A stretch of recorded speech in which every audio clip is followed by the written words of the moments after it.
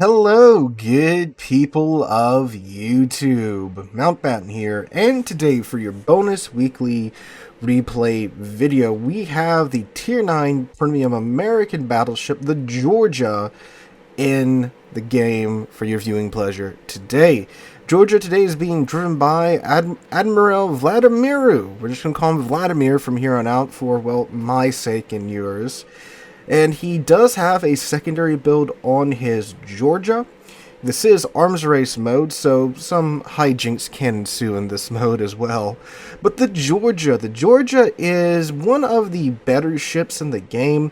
It's what many a Tier 9 Premium has tried to be since her release.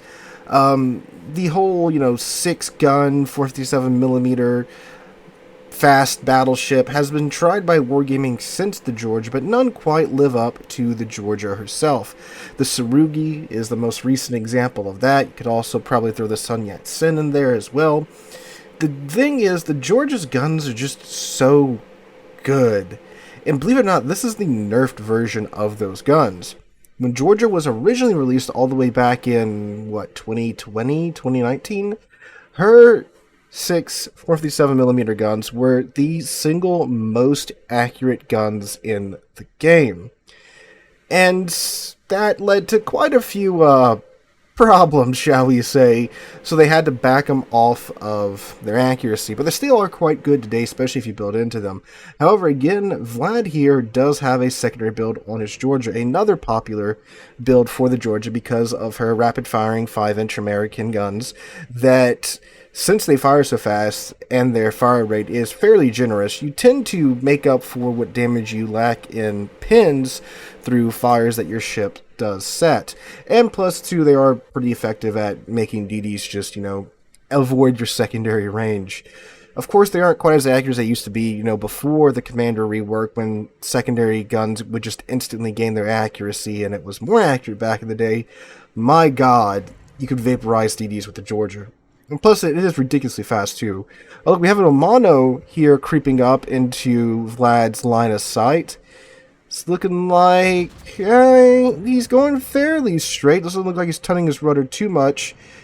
Let's see what Vlad gets. And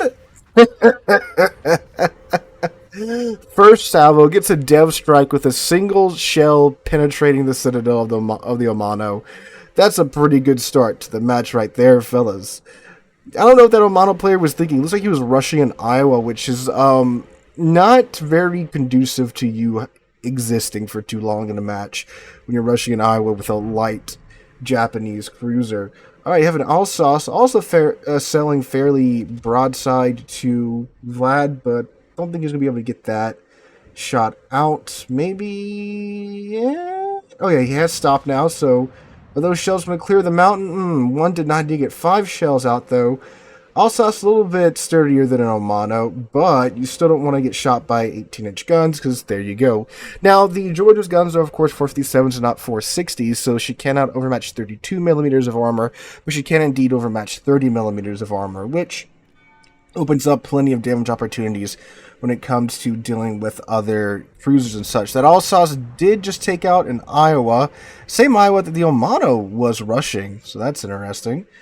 But he's still going broadside. Ooh, and the Lo Yang goes down, so despite Vlad picking up a very early game kill for the team, he unfortunately has had his work undone by the enemy team. Brest there, wise enough to not sell broadside to Vlad here. Does manage to turn out, though. Brest is fast, but, ooh, just fast enough to dodge those shells. Alright, the Awami is backing up. You have a Hipper and a Baltimore, Scharnhorst and Lo Yang partying out in the east for the enemy side. He's being targeted by 3 ships right now. Since Georgia is, it's quite squishy. You are a fast battleship. You got to pay for that somewhere, and the Georgia pays for that with its armor layout. I find, too, that just the way that the armor exists, you get chunks from really weird angles in the Georgia. So even though, it does have 32mm bow plating, you still get, I don't know if it's the way that the geometry of the bow is created. Around the cheeks, you still eat like, 13, 12, 14K sometimes. Right, so he's waiting for something to get spotted around here. That Alsace, he's been farming pretty regularly is still in the back. That Awami, though, I'd wait and see what he's going to do, because it looks like he might push down the 6-7 line into the Hyuga. Brest is spotted again, but the mountain is between himself and the Brest, unfortunately. Oh, there's somebody in smoke. Oh, yep, there's the Awami. He looks like he's about to beach here. And Vlad's going to have his broadside. If he does beach, oh, he actually might just make the turn now looking at the minimap. Gets his torps out on the Hyuga. Yeah, he's going to beach. I don't know if he's going to be able to chunk him. I'll probably do the superstructure. Yeah, this should be a pretty good chunkage here. And now his secondaries get to work. 10k to the superstructure. His secondaries are on the Awami, though. Did you select it? He did select them with his skill. So now as the secondaries fire, their accuracy will slowly build up. Activates his speed boost. That's an interesting maneuver here. Probably trying to avoid getting slapped by the Awami, because even at this range, good call there, though, with the torpedoes. Not sure if he meant to pop that to make sure you could dodge those, but sure enough, he did. The Hipper, yeah, they should be fine. Yeah, they're good. All right. So now, oh, hi, Scharnhorst, 13 kilometers out. Now that's just free damage for Vlad here. And the Scharnhorst is pushing up into the secondary range of Vlad's Georgia. This is not a Scharnhorst 43, so it's not the secondary focus Scharnhorst. And we're about to find out here in a second if he has a secondary build on or not. Alright, Vlad turning out to bait him into chasing him. Now, Scharnhorst is not really the German ship you want to build it for secondaries. If you want a Tier 7 German ship for secondaries, either get the Scharnhorst 43 or get the Gneisenau. The Gneisenau has the lovely German 128s that can pin 32 millimeters of armor. Scharnhorst has a bunch of 105s that can't pin 32 millimeters of armor. You don't really want to build into IFHE because it murders the fire chance of your main battery guns, since they are, small guns. You definitely want the HE to have every bit of potency that you can possibly give it with your main battery guns, and nerfing their fire chance by taking IFHE and the Scharnhorst is just a bad idea. Alright, so he does have one fire already out on the Scharnhorst. Scharnhorst is just getting the secondary range of Vlad right here. Doesn't look like he has a secondary build, so I'm guessing it's a main battery build, which is the correct build for Scharnhorst in my opinion. Alright, this is a beautiful side shot there, but the Scharnhorst does have some pretty good side armor. However, against 18-inch guns, that typically means that just more for them to bite into, and sure enough there, takes them down to 4,000 HP. Looks like the Hysiang is smoking up the, the Hipper in the smoke? I believe it is a Hipper. Then you have Baltimore out wide still. I think that was some Hipper AP coming in. Let me see. Actually, no, that isn't a Hipper. What is that? Well, we'll find out here in a second, ladies and gentlemen. S-189, the submarine on the enemy side, has gone down. The friendly side is down 4 ships to the friendly side. I'm sorry, the friendly side is down 4 ships to the enemy side's 3 ships.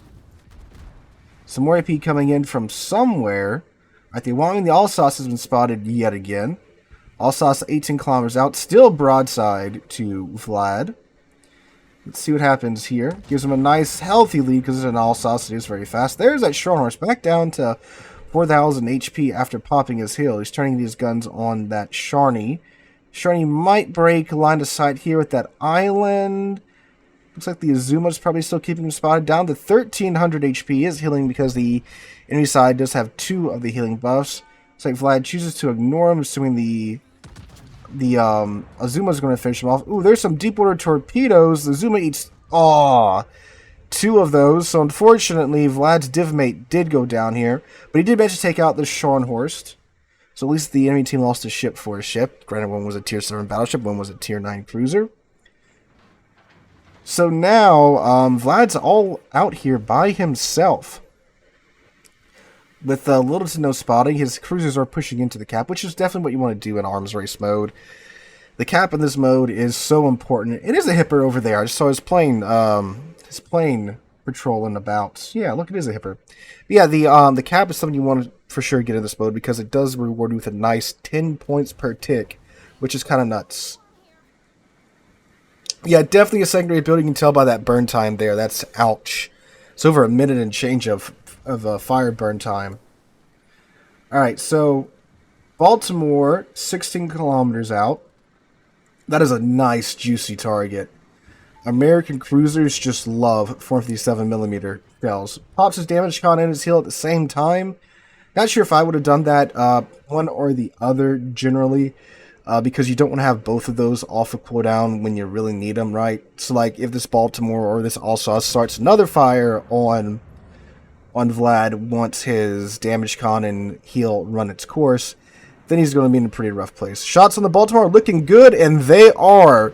His second dev strike of the match. That's a full health dev strike, not like a little over 2/3, a little over 1/2 dev strike he got from the Omano.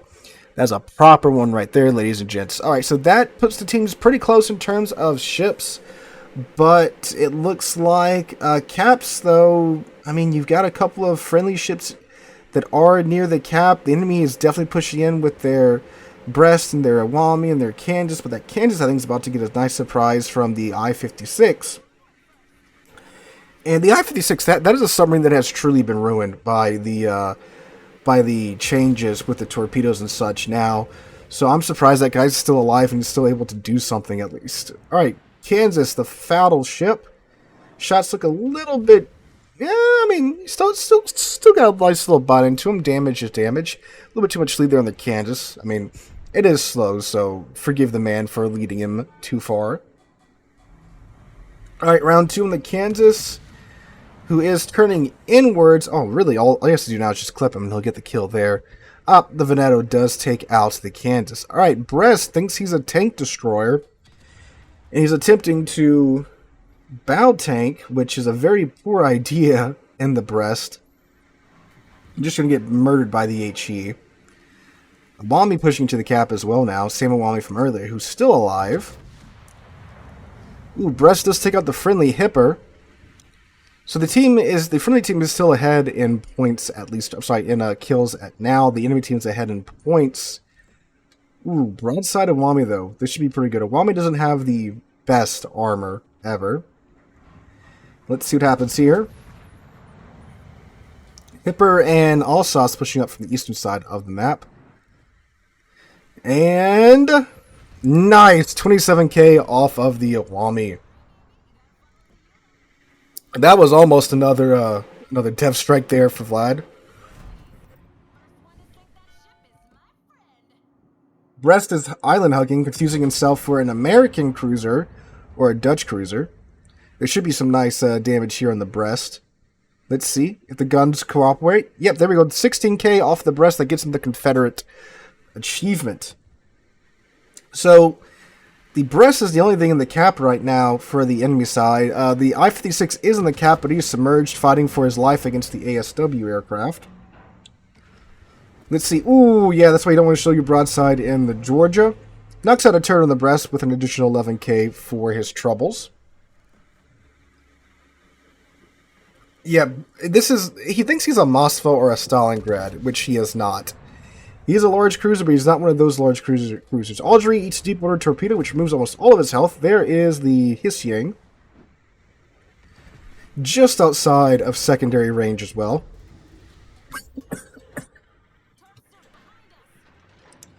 Those are going to harmlessly impact the island. I-56 pushing up on the Brest. He might give him a little bit of surprise there. I-56 does have a deck gun that can do things because it has SAP and a very quick reload time. It's always fun to pop up and murder a destroyer or a cruiser with the I-56 guns. Brest is still just clinging on to life, though, on that cap. That Alsace is still just going on a mega flank, trying to burn down the Alabama right now. Hisyang's going to get murdered here, I believe. Yep, there he goes. Munchin does finish him off. Let's see. I-56 still pushing up. I want that I-56 to kill the Brest just for the funsies. Is he going to do it? Just warps out? No. Now that Alsace has managed to keep most of his health intact, which, I mean, is definitely what you want to do in a battleship. If you're playing the late game, right? You want to keep your health intact, that way you can push in and just go to town while you still have most of your health pool intact. You can use that in your armor to, you know, really be a thorn in the enemy team's side. Hipper takes out the Munchin. That I-56 doesn't take out that Brest yet. I don't think he's going to do it. think he actually might be dead here with that ASW. Let's see. Oh yeah, no, he's dead. He's dead. Unfortunately, the I-56 did not get to do the funny, which is a big sad. Their strike team for Vlad and his friend. So you have a Veneto, an Alabama, against a Hipper, an Alsace, and a Brest. But a very, very low HP Brest for now. We just need someone to poke the Brest and get him out. Which hopefully the Alabama, all these ships that are left alive on the enemy team can overmatch the Brest's bow armor. So we need someone just to poke him, and that'll be it for him. But they really cannot let him get that cap, because the cap points, again, are going to be insane. There you go. Alabama pokes the Brest and takes him out. Now it is 3v2. You've got a pretty healthy Hipper and a pretty healthy Alsace against, I believe the Alabama's at half health. Vlad here in the Georgia is also at half health. The Veneto's fairly healthy, but that is a broadside Hipper. Let's see, with a spotter plane up. Who's Alabama shooting at the Alsace. Decent hits on the Alsace from the Alabama. And this is looking pretty good. Oh, 28,000 damage. Like one shell. Even like a couple of overpins would have finished off that Hipper. Alright, now Vlad's going in on the Alsace. Both of their secondaries going off from one another. I do believe Vlad is the only one with a secondary build here, though. Alsace's secondaries aren't really worth building into. They're very squishy, and they don't really pin much at all.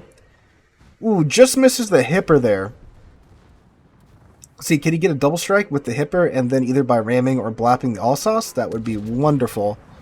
Alright, so shots out on the Hipper as he face tanks the Alsace's shots. Dead Hipper? Dead Hipper? Ah, no. That was Veneto trying to shoot the Hipper there too, but Veneto's guns are some of the most inaccurate guns in the game, in my opinion. Not too much lead. Yeah, that looks about right. Alright, see if we can get the rear turret out on the Alsace. Ooh, but the Alsace does manage to take out the Alabama. Oh, down to 74 HP on the Hipper. Oh, the Veneto actually manages to hit him after I slander the accuracy of his guns. Alright, let's watch him blast the Alsace here. Do it! Oh, wow. Oh, yeah, you overpinned him. Yeah, go figure. 18-inch guns for point-blank range. Should have aimed a little bit low and a little bit further back on the arm bow. That would have been a dead Alsace. Listen to the secondaries, though. It's a beautiful cacophony of destruction. And there is the Alsace for 280,000 damage. 2 death strikes, first blood, high caliber, Confederate, and strike team. I believe the man was 1 kill away from a Kraken. Yeah, 1 kill from a Kraken. Look at that, fellas. That is... oh, and Dreadnought, of course, because he managed to extend the life of his Georgia far beyond his factory warranty there. What base XP was that? 2,800 base XP. A good game indeed, Vlad. So thank you for sending that in, sir. Again, Georgia's a fantastic Tier 9 premium ship if you can manage to pick it up. It unfortunately has been removed from the store, so you do gotta kind of just gamble your life away with the Santa Container event, but if you do manage to pick it up there in a super container, it's a very, very excellent ship indeed, fellas. So, Vlad, again, thank you so much for sending that in. If you have a exciting or entertaining replay like this one that you would like to send in, you can check out the email linked in the description down below. You might find yourself here as one of the 2 replays that we feature every week. Hope you guys enjoyed. Have a wonderful Sunday, wonderful rest of your week. Hope to catch you guys in the next one.